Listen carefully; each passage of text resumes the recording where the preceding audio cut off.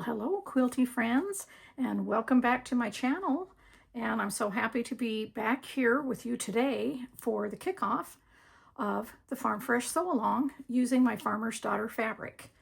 And so this is the week one video. All of the rest of every week will be on my blog, which of course is a link provided to you in the description of this video. So make sure that you look at the description in this video for all the links of things that I'm going to be talking about and things like that. So this is my Farmer's Daughter storyboard that shows the fabric. Of course, we've got the fabric right here. And this is the quilt that we're making. Okay, and so this quilt is near and dear to my heart. This is like going down memory lane because I am using my Farm Girl Vintage book, which I did 12 years ago, and then my Farm Girl Vintage 2, which came 5 years later, 5 or 6 years later. And we are doing a mashup of my Farm Girl blocks. Okay, I have many Farm Girl blocks within both of these books that fit within each other. They're either a 6-inch or a 12-inch size.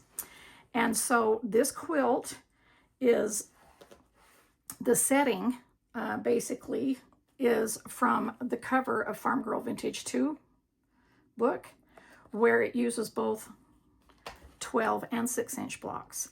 And so I thought it was going to be really fun. I mean, I guess maybe it was selfish of me that I wanted to revisit Farm Girl Vintage books for my Farmer's Daughter fabric. I've had several of you ask about, you know, let's do another sew along and bring back Farm Girl Fridays, which is the hashtag that we use on Instagram, the many different times that we have used these blocks. And so I just picked several. I picked, so there's 50 blocks in the quilt, and I picked 25 of the blocks from Farm Girl Vintage and 25 of the blocks from Farm Girl Vintage 2 and put them together. And that's why I called it the Farm Fresh, because it's just like a fresh new look of putting the blocks together and having a new quilt with the same comfort blocks that we're used to in Farm Girl. And so for week one, for every week, we'll be doing 5 blocks. For week one, we are doing the baby chick. These are in order of they come in the book. So I'll explain that. And these all come from Farm Girl Vintage, the first book. And I'll explain how that's going to work. I just want to quickly show you the blocks that we're doing. So this is baby chick. This is baking day. This is butter churn. This is canning season. And this is cool threads. And I just want to point out, someone asked me when I showed pictures of this, they said, how come the jars look lopsided? Well, remember, you have to do your 1/4-inch seam here on the sides, and then they're not lopsided, they're centered. So those are the 5 blocks. They happen to be 6-inch blocks. I didn't choose that. That's what ended up meaning I didn't choose doing all 6-inch blocks for week one. Sometimes they're going to be different sizes. And so we're going to talk about that. And let's talk about the fabric first. Here's all the fabric, what it looks like. I've just got like a 1/2 yard of these and a fat 1/4 of these just that I have in my baskets that I'm working out of. But you can purchase the kit that comes in this box right here from any of your quilt shops. And in the kit, of course my kit's empty because of my cut blocks, but you get the sew along guide within the boxed kit. Okay, now some quilt shops are buying the kit and selling it as is this way, and some quilt shops are buying the yardage and just cutting the kits as per usual as they do for my sew alongs. And so either way is great. If you are doing, if you are buying a kit or just using yardage, then of course there is the link to the sew along guide within this video. Here's the sew along guide. I keep it in my binder. And it's also, there's a link on my Be Prepared post and a link to my Be Prepared post. For my sew alongs, I always do a Be Prepared post talking about how the sew along is going to work and things like that. And so, but I wanted to explain in the video here how kind of the books work and the cutting works. So let me put this fabric aside, and just so we can talk about the guide. Let me set these blocks aside. Okay, so here's a picture of the quilt. It talks about the schedule, which blocks we're doing when, and talks about how much yardage, the notions, and all of that kind of thing. And then we start off with the blocks. Now, of course, there is no instruction in the sew along guide. This is basically a fabric placement. So here we are with the baby chick. So let me open, this is my copy. You can see it's very well worn and used. I probably need to get me another copy. Okay, so what I'm doing in the let's go back to the schedule maybe and talk about that. So I'm working out of, for the first week, January 26th, we are doing the first 5 blocks out of Farm Girl Vintage. And then we're going in alphabetical order in the book of, you know, we're not doing every block, we're just doing the blocks that I'm using in this quilt. Okay, there's still many more blocks that I did not use in here in the quilt, but we're just going to go in alphabetical order of all of the ones. I don't know what happened there. I must have got some tea on there or something and got all wet. But we are going in order alphabetically, and that's how it's listed in the sew along guide to keep you straight of that. Okay, and then week 2, they're all going to be from Farm Girl Vintage 2, the 5 blocks. And then week 3, we'll switch back, and we just keep going back and forth. So you're working out of one book each week, or however, you know, you can do it slower, faster, whichever, it doesn't matter. Okay, so let's talk about this. So here's your cutting guide. So let's turn to the baby chick block right here. And here's the cutting. And in the book, it has all of these letters, like I always do, identifying the fabric pieces, and the fabric pieces are over here. And all you have to do is piece A through E here, this right here, piece A through E. It shows you the fabric that that's cut out of, okay? And then this fabric right here is F through I, and, you know, so on and so on. So you know, you can tell. And of course, I will always have a picture close up on my blog of the fabric. And then, of course, you have the bigger picture here too as well. And so so that's how the guide works, and it will just keep going. So there's the rest of the blocks here telling you the same thing. Just keeps going, keeps going, keeps going until at the very end, it shows you all of the blocks and how to put the borders on. Of course, we'll be talking about that on my blog when it comes time for that.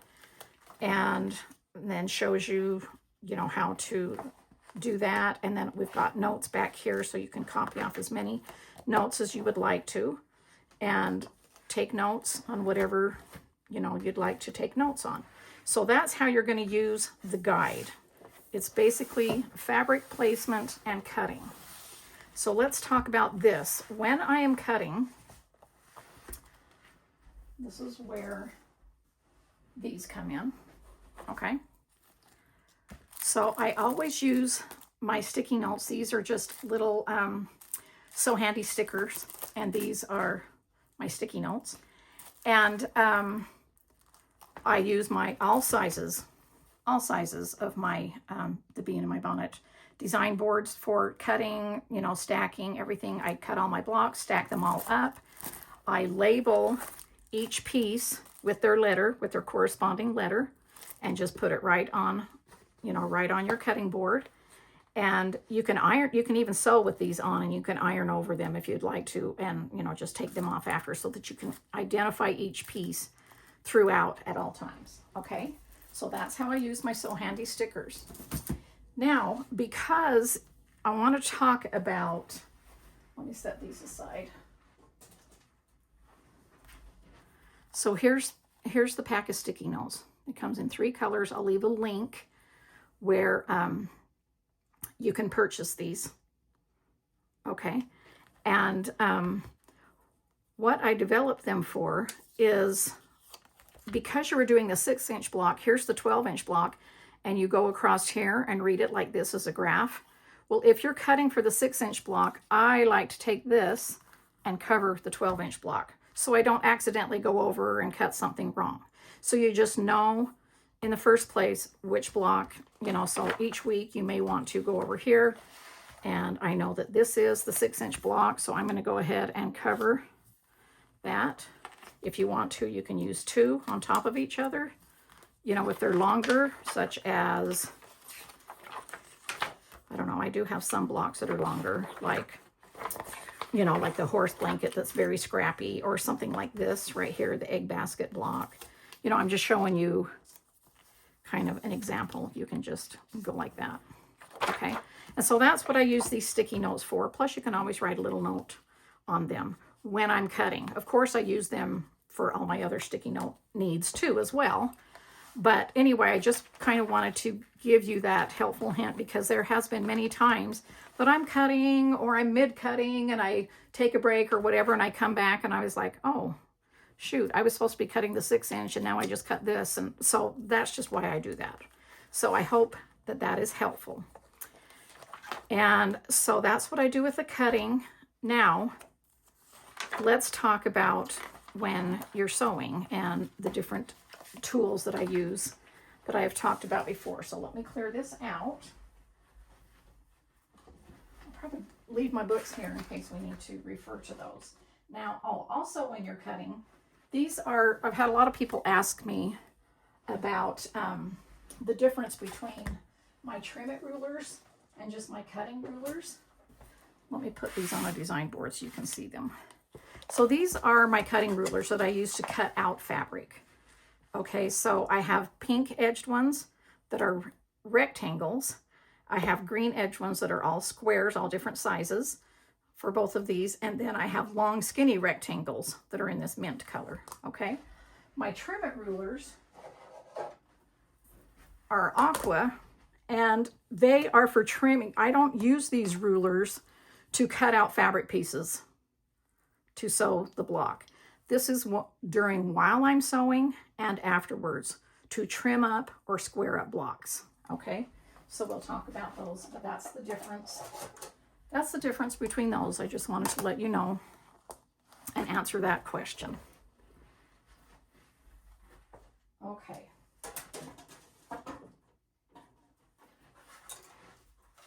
So here's a few things that I wanted to show you, that I wanted to talk about when we're sewing.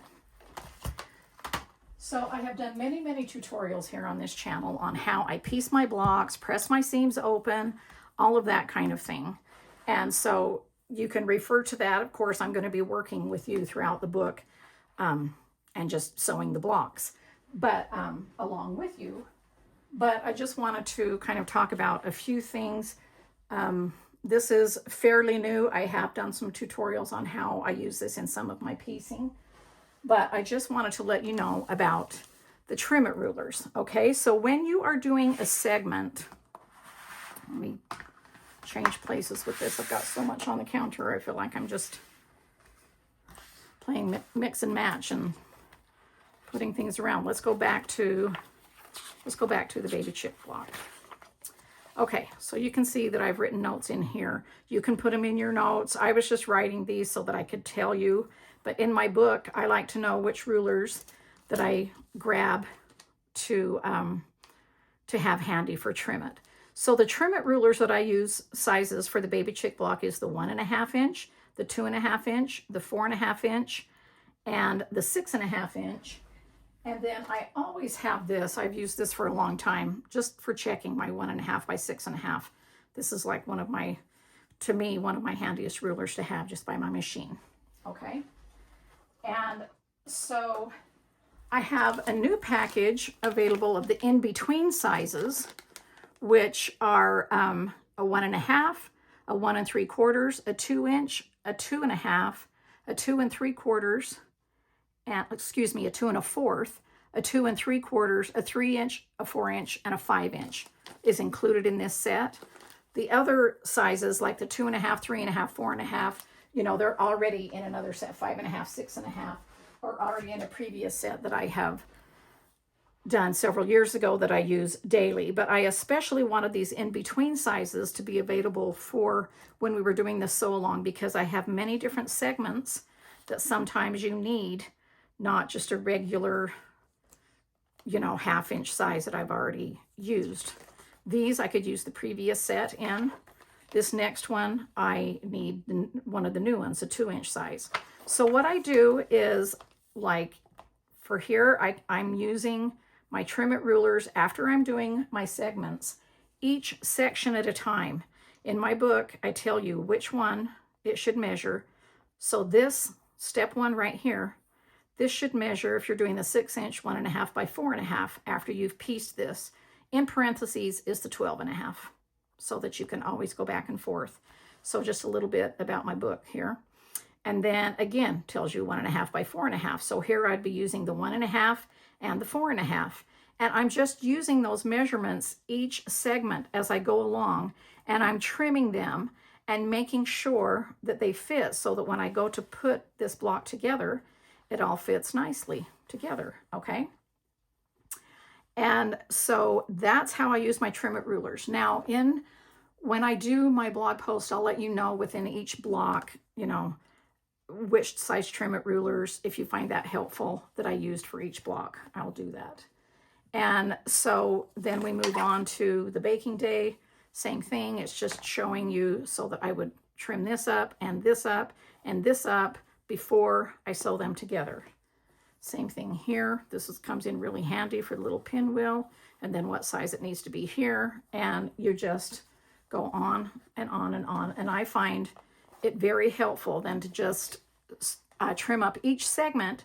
And then at the end, of course, I always have my 6.5-inch trim it to trim up every block that I've done, okay?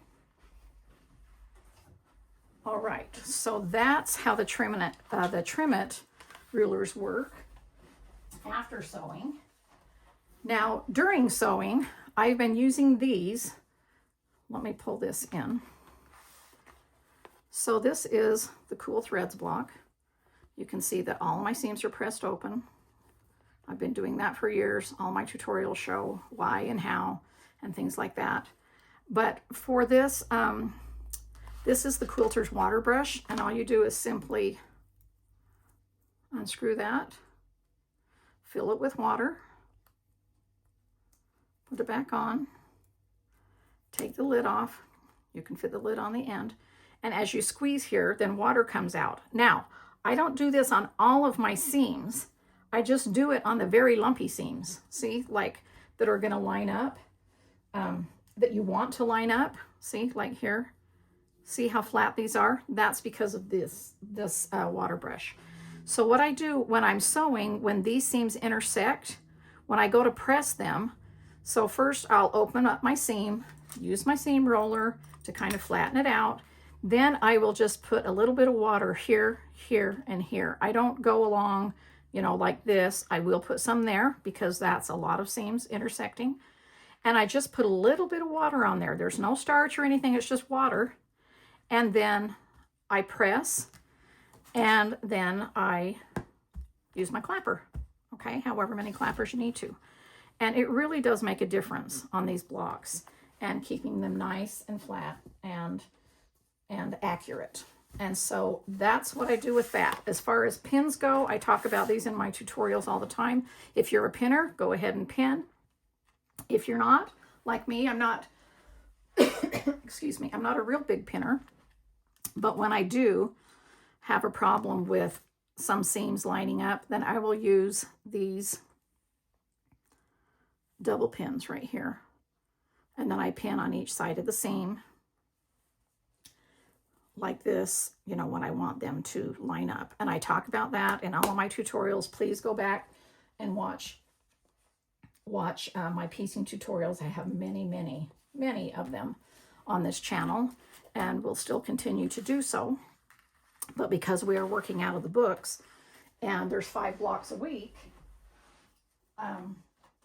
there's just no need to do a tutorial on every block, which is good because I wouldn't have time to do that with my designing schedule and everything. And we don't need to because we've got all of these instructions step by step, exactly how I would be showing you,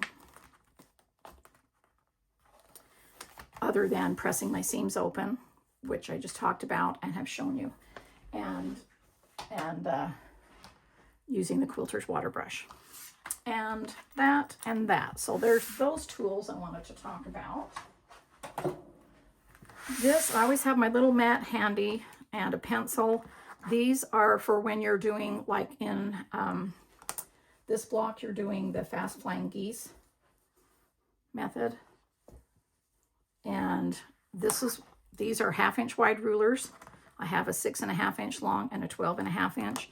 These flowers right here have the non-slip on them, and that's how you would mark your fabric on both sides when it talks about in the book to mark your fabrics. This is what I use. Okay, that's not with every block, that's just with certain blocks that I use that. Okay, now that takes care of that. Oh, I do want to show you about the Seam So Easy guide. I just brought this in. So you can see this on Miss Dolly here, my featherweight. I have this taped on here. I use washi tape, and to tape it on there, it doesn't leave a residue. And I just simply line up the center line with the needle, and then here's my 1/4 inch on this side and 1/4 inch on this side, which comes in handy. And the reason I did it in a grid is so that you can line it up on your machine. Every machine has some kind of a straight line somewhere. So I use that to line it up on my machine. I just tape it down, and then I just lift it up right here to put my bobbin in, or if I have a front loading bobbin when I run out, I leave this on and I just redo the bobbin in the front.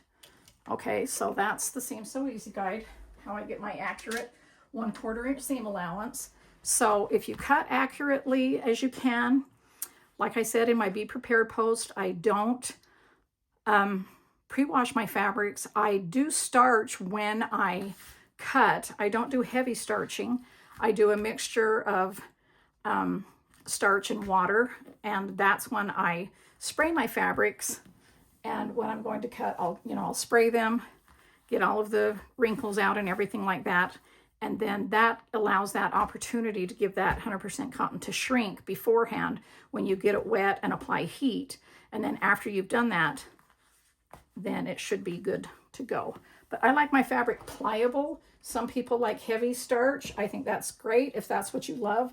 You know, do what you love. I like my fabric to be, a little bit more pliable so that I feel like I have a little bit more control over it, like during the pinning stages and things like that, or during piecing, so that I can make things stretch or unstretch just a little bit, because 100% cotton does have some give to it. But in my experience, if I have really heavy starch, it doesn't have any give.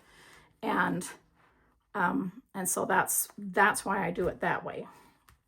Okay, so now that we've talked about that, let's talk about like what I'll be.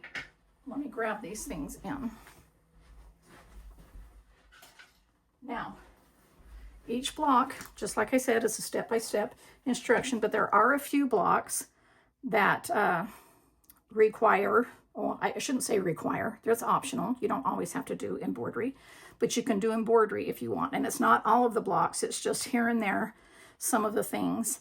And so I just wanted to talk to you about that. And this is all rotary cut and machine piece blocks. There is no applique in this. This is not one of my Sew Simple Shapes Sew Along. This is strictly from my books. And so that's what we're going to be doing. So when you go to do, I wanted to show you how to do a back stitch. I have done tutorials about embroidery before too, but I just kind of wanted to show you. This is what that looks like on the back. You can see I hide my knots here in the seam, so it's not going to show through.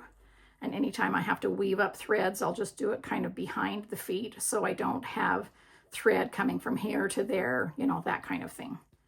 Okay, And so it's just a simple back stitch that I do with 2 strands. This is an X, same 2 strands, just an X for the eye. If it's a bigger block, you could use the cute little buttons or leave an eye off, whichever you wanted to do. But I just wanted to, so I grab a needle. I just wanted to show you how I do the back stitch real quick. And of course my baby chick's done. So I just traced some on here using my Easy Trace light box. Okay. And then there's always embroidery here. This is for the 6-inch and the 12-inch. There's always that pattern in the book. Okay. And then once you get it traced on there, you can either use a pencil if you want, or you can use this micron pigment pen. This happens to be an 01, but they come in different thicknesses. And if you didn't like embroidery, this is an 01. This is what it looks like. I usually use a pencil, but I use this because I wanted you to be able to see the lines well. But you could use a thicker one and just do not do the embroidery. If you are definitely not an embroiderer and do not want to do embroidery, then you could always use this pen. This is the only one I would recommend. This is the only pen that I have ever used on fabric that does not, that doesn't smear, you know, that won't come out in the washing and, you know, that kind of a thing. So this is what I always sign quilt blocks with or anything like that. So you could use this for an alternative. But with a straight stitch, let me put these glasses on. I'm using 2 strands of DMC. I just have mine on a little card here prepared. And then of course grab my scissors. Now, so I do not use a hoop. I don't want to distort the block. Okay. I'm very careful. And remember, I will do this after I've pieced the block. I'm just showing you this as a sample. But I do the embroidery after I piece the block. And then I still need to put my borders on. So, you know, you don't want to do a lot of fraying, but, you know, fabric does fray at the edges a little bit. And so I did not. And then I just take 1 stitch right onto the line. And then I'm preparing for the next stitch. Meaning I'm not going down and under and pulling. I'm just working on the top. If you feel like you cannot do embroidery without a hoop, that you simply need a hoop, I would sew a bigger, wider border around it and that you'd be able to cut off after you put it in the hoop, which seems like a lot of work, but if that's what you want to do, of course, feel free because you're the boss of your own quilt. And so then when I'm doing the next stitch, I'm just doing the same thing. So see, my thread comes out. This is how I keep my stitches even. My thread comes out in the middle, and this is where I'm going in, and this is where I'll be coming out. And this is just a traditional back stitch because you're always going back and working forward. So then I just go back in. Let me get this closer so I can actually see it. I'm going right back in to that hole, and then I'm coming back out again, trying to keep my thread in between. And I'm just traveling along. Okay, let's do one more. Sorry, got to bring it closer to me so I can see what I'm doing. And again, that thread is right in the middle. And so that's how I can kind of judge my stitches and how I keep it even. And that's the back stitch. Okay, that's what it's looking like on the back. This knot would be in your seam, like I showed you on this. Let me bring this in so you can see the back of that again.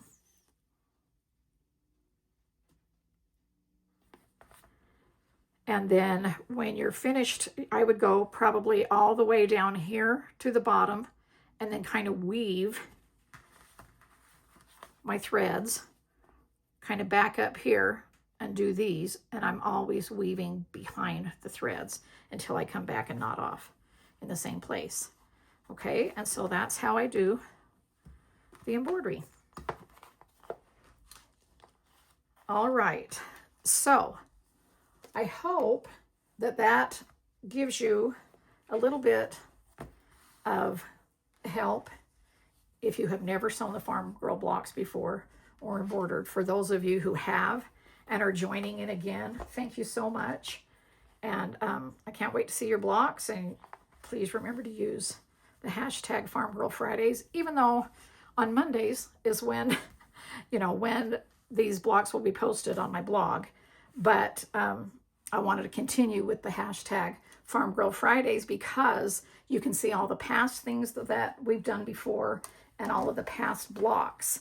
And so speaking of that, I went into my, I have several bins of what I call orphan blocks or leftover blocks. And sometimes I go in there and I find certain things that I've had to do double blocks of, or that didn't make it into the quilt, or I haven't made it into a quilt yet, but I have several bins, and I knew I had a bunch of Farm Girl blocks because, I've often done them for tutorials, and we've done several sew-alongs with all different things over the years. This is not the first time that we are reusing this book, or this book, or any of my other books.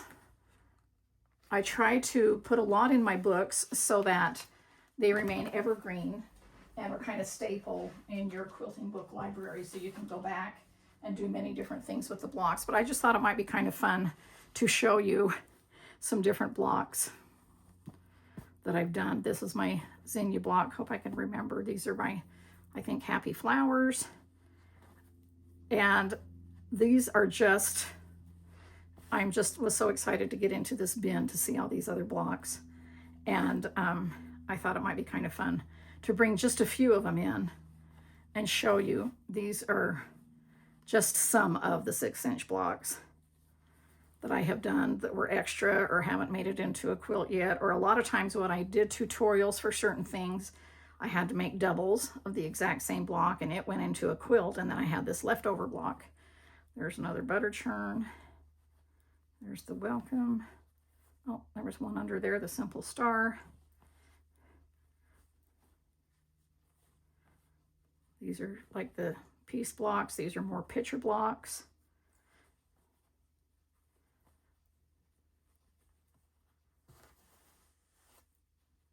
I want to make sure that's in screen. I'm standing up and down on a chair to make sure you can see what I'm doing. This is my scrappy strawberry, my patchwork pumpkin. Here's one where I showed you how to put the heart from the baby chick inside the pumpkin. And these have borders on that haven't been trimmed down yet. But it's really fun to go down memory lane. I am so looking forward to just every week pulling out my book and just sewing along with you, and then showing you my blocks and maybe some little tips about each block if I feel like that it was necessary. And so these are just some of the 12-inch ones. There's Grandpa's truck. I did not press these. I just took them out of the bin. There's the yarn, 3 skeins of yarn in the crochet hook. And the Happy Horse.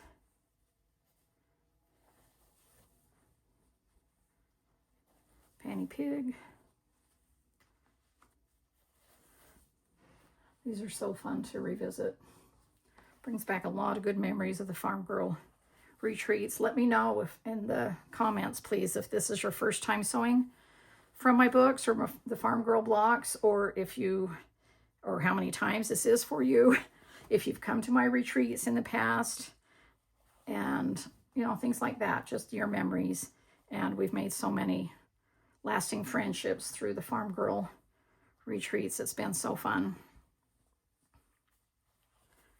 So it's a good thing I didn't bring all of these in. I had one full bin of just Farm Girl blocks. These are all what I call my picture blocks when they're an object or a picture. Here's the apron block. Many of these we'll be doing in the quilt. Some of them we will not. Some will be 6-inch, some will be 12-inch. Here's the 12-inch rooster. Here's a rooster with the darker background, and then you can use the lighter fabrics. That's in one of the books. So there's all of those. And then as I was going through, I saw these. I had remembered on one of the sew-alongs we did that I showed you how to, I'm often doing mashups of how to do the 12-inch and 6-inch blocks together in one block. So this is the 12-inch Grandpa's truck, and then I showed you how to do a 6-inch cow riding in the back of the truck, the pig, and the horse. I also showed you in one of my mashup things on my blog during the sew-along how you can take the Kettles On block, the 12-inch Kettles On, and put either cherries, the 6-inch, this is the pie cherries block, but I did it in blue so it looks like blueberries. Okay, so there's all different kinds of things you can do. I took my patchwork pumpkin, added easy corner triangles, and showed you how that I turned it into a jack-o'-lantern. Here's the mama hen to put the 6-inch simple star inside of there. Again, the 6-inch simple star inside of the pumpkin. And so those are fun. I just wanted to show you those. And then lastly, what I wanted to talk about is, let me grab these things.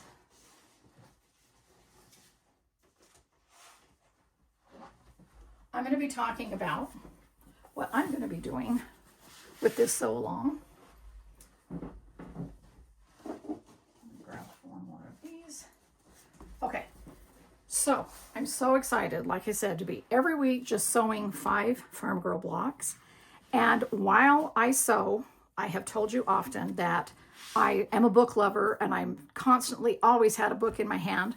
Well, when Audible came out, I was so excited because that meant that I could listen to my books and quilt or, you know, cross stitch or crochet or whatever I do at the same time so that I can double task. And so I'm going to be doing that.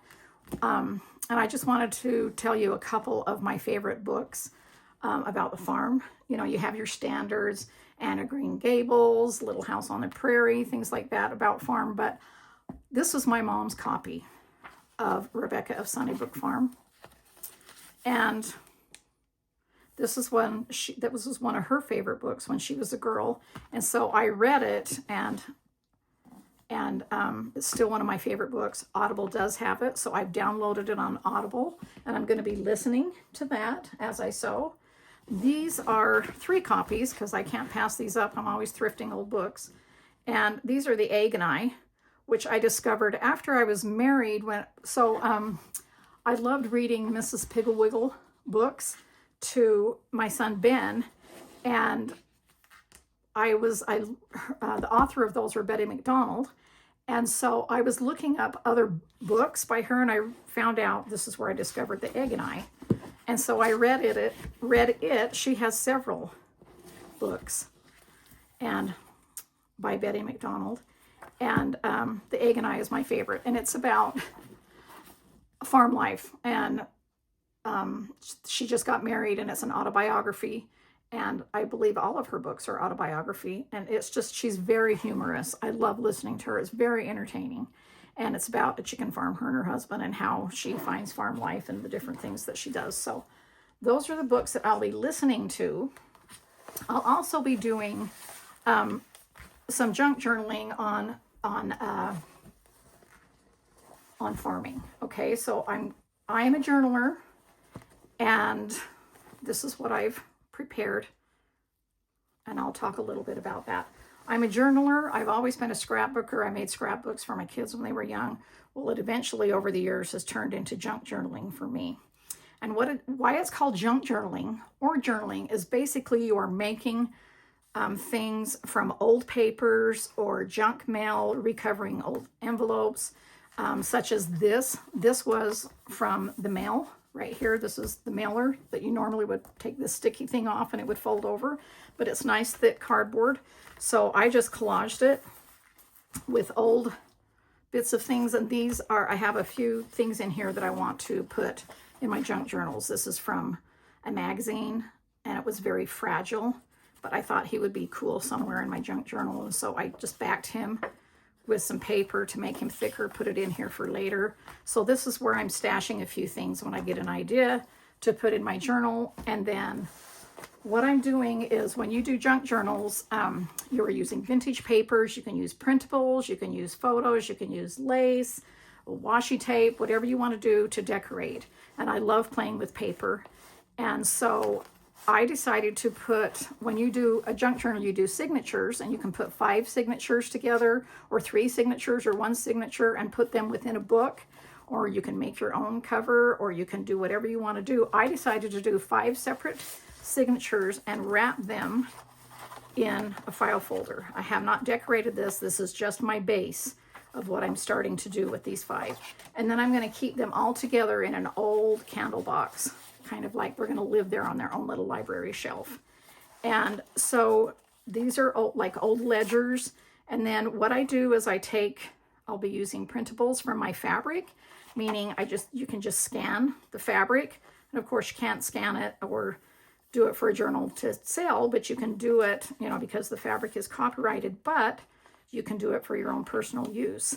But because I am the fabric designer, of course I have, my fabrics that I can, that I have the designs to and everything. So I just copied those off onto paper, and I'm using the paper. I just thought it would be fun to use my fabrics. And so here is a picture of my cheater cloth that I just made into it's a printable, not a picture, sorry, it's a printable. And then I just backed it with old fabric that I can journal. So this is where I journal. I use old papers, design things, and I like to mix prints with authentic vintage papers. And then on the back of tags or journaling cards is where I write down my memories, my journal. I'm going to be writing down all kinds of things. It's not like a diary. I don't write in it daily.